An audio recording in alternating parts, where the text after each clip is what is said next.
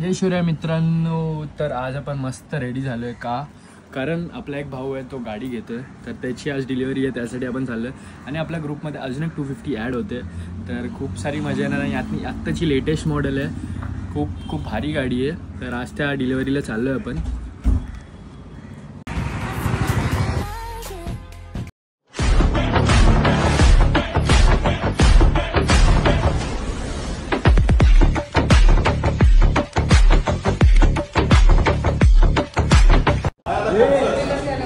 खाना पहिला, खाना पूर्ण खा.